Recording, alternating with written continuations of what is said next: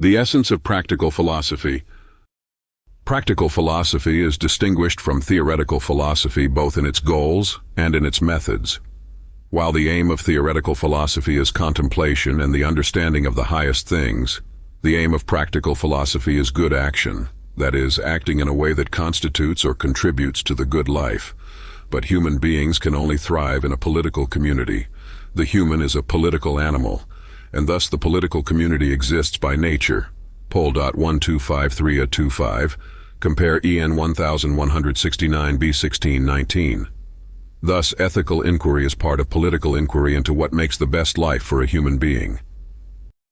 In a similar way that he holds animals are said to seek characteristic ends in his biology, Aristotle holds in his ergon argument that the human being has a proper ergon, work or function, in 1097 B24, 1098 A18.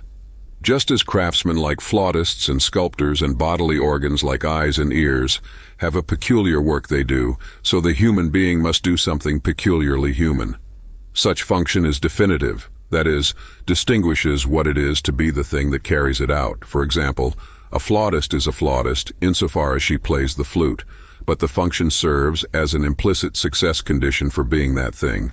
For example, what makes a flautist good as a what she is, good qua flautist one might say, is that she plays the flute well, regardless of the other work she does in her other capacities, qua human, qua friend and so forth. The question, is she a good flautist, can be answered only in reference to the ergon of the flautist, namely flute playing.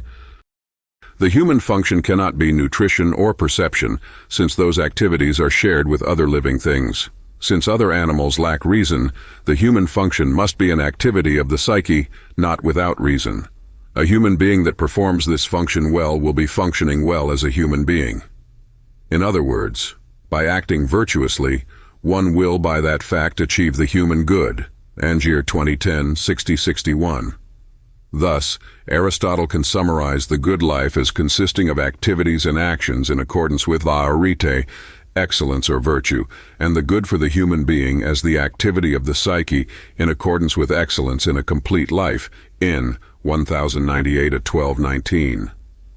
Though it has sometimes been objected that Aristotle assumes without argument that human beings must have a characteristic function, Angier 2010, 7376, has shown that the key to Aristotle's argument is his comparison of the human function to a craft.